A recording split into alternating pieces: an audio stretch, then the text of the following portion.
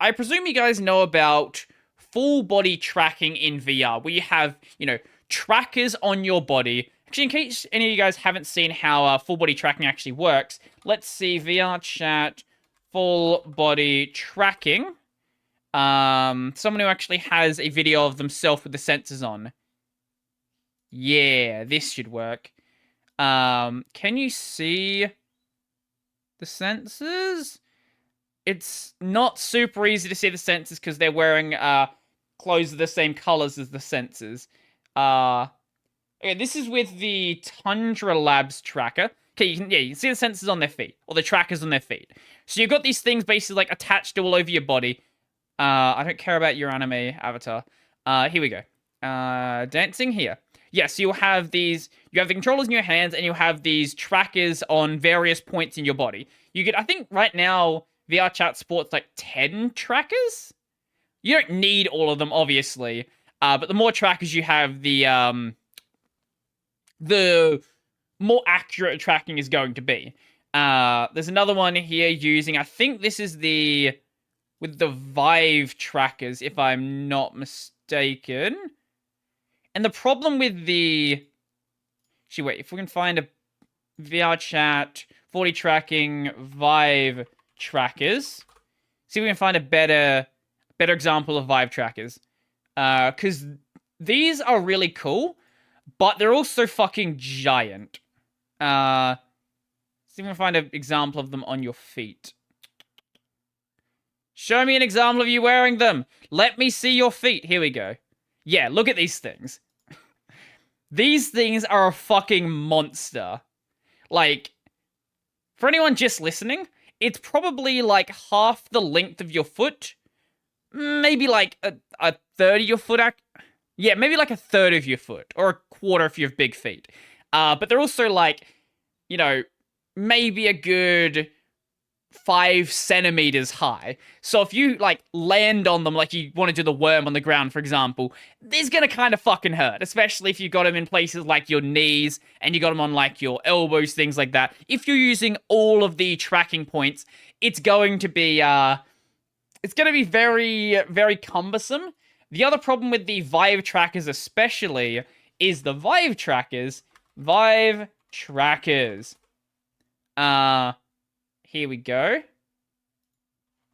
Are very fucking expensive. $239 each.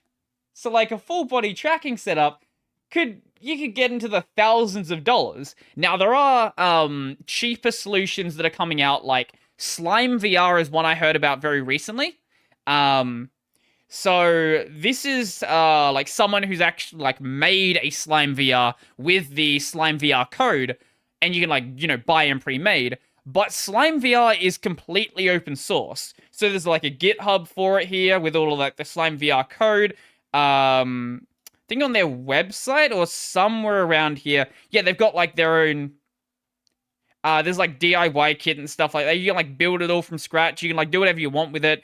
Yeah. Or you can straight up build them from scratch if you want to, like full on DIY. Or you could like buy the pre-made boards, things like that, so you don't have to do any soldering, which is the route that any sane person would probably take. Or you would go with like the pre-built ones. Actually, this is the one that any sane person would take. And then the other ones are for slightly less sane people. And this right now is from my understanding, like the cheapest solution that is currently available. Like, it will set you back, like, maybe a couple $100. But recently, Sony unveiled something super, super cool. This one is not open source because, it's Sony, things like that. It is, like, you need to use, like, their proprietary app, things like that. But they introduced this thing called Mocopi, I guess you call it Mocopi. Or Mocopi? I don't know, depending on how you want to say it. A 350 device translates your body movements onto a metaverse avatar. I really hate the metaverse branding. It's for doing full body tracking. Let's play this and let's get rid of the music because it's very DMCA. This is like a full set of trackers. So you have 2 wrist trackers, you have a head tracker, a hip tracker, and 2 ankle trackers. I imagine at some point they might release a set that's like more tracking points, but this is what they're doing right now. And they are like really, really small trackers, like genuinely tiny. There's like an app that like automatically connects them. And look at this. Compared to those giant ass fucking Vive trackers, this is smaller than like a wristwatch. This is a lot less restrictive. Now, I think Japan is the only place these are being sold in initially. But I'd be very surprised if they don't like expand out into the US, Europe, places like that. Because this is really big for doing VTuber stuff. Like that's obviously why it's in Japan first. Like it's very obvious why it's in Japan. Now obviously the big VTuber companies have their own like, you know, internal stuff, but most of the indie VTubers don't have that amount of money to be able to be handling stuff. For those indie people, this is really big. Like, really big. Also, they're working directly with VR chat to make things just play nicely out of the box. Like, no, I don't care about your music. Here is a better demo that isn't, like, just an ad marketing piece. This is explaining how it works. Here we go. Here's actually demonstrating, like, how the movement functions.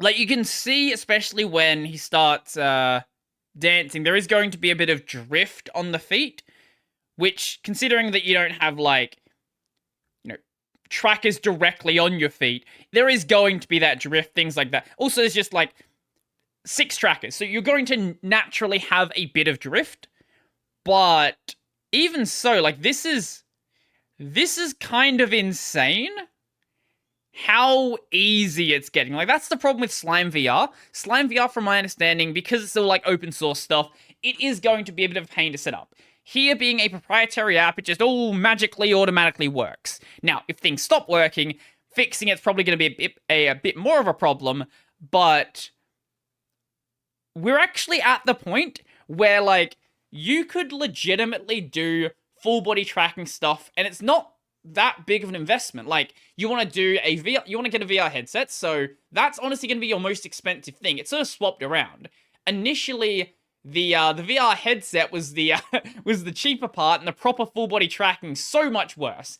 But for obviously, you know, for proper mocap stuff in like games and movies, this is not going to work. But VR chat, especially if you've ever seen anything from actually, can I bring up anything from Fillion that isn't going to be TOS?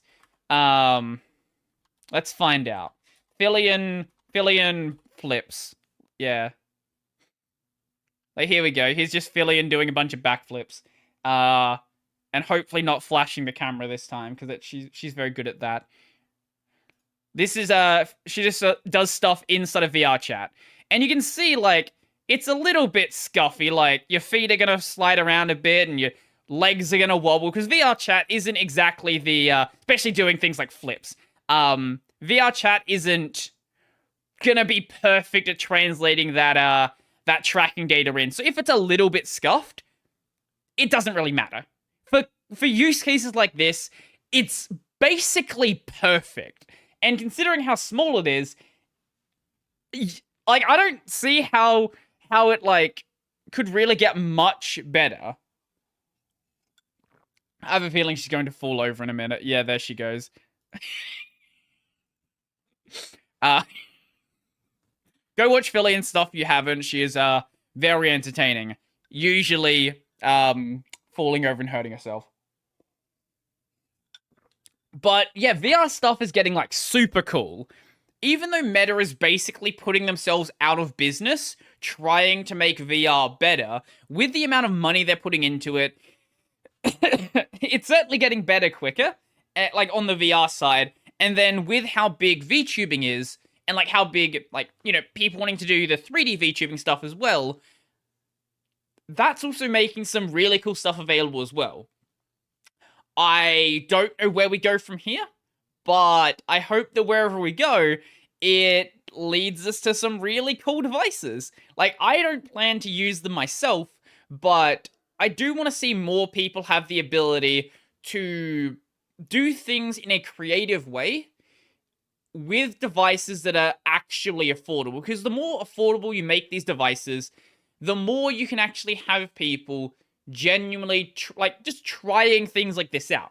Like, you've got the, now, I know the iPhone isn't cheap, but if you already have an iPhone, a lot of the, like, super expressive VTubers, does GelDM use an iPhone for her face tracking? I know Snuffy does. Snuffy face tracking. Here we go. I think I've shown Snuffy's face tracking on the podcast before. Maybe I have. I don't know. Here we go. But she uses at least at the time, I don't know if she's changed her setup now. At the time was using, like, you know how Apple's got they're not animojis, are they? Is that Samsung's thing? Apple's got their, like, animated emoji nonsense. And you can actually use that functionality with, if you've got, like, a model set up to properly handle it, with a VTubing solution like this. And I love that people are able to actually do things like this now and not have to buy, $10,000 pieces of gear. Like, it's actually getting to that prosumer I'll still say it's like the prosumer space, not like, consumer, like, oh, you buy like $10 thing, it works perfectly. But if you already have an iPhone, if you have a couple $100, you can do a super expressive face capture with a super expressive mocap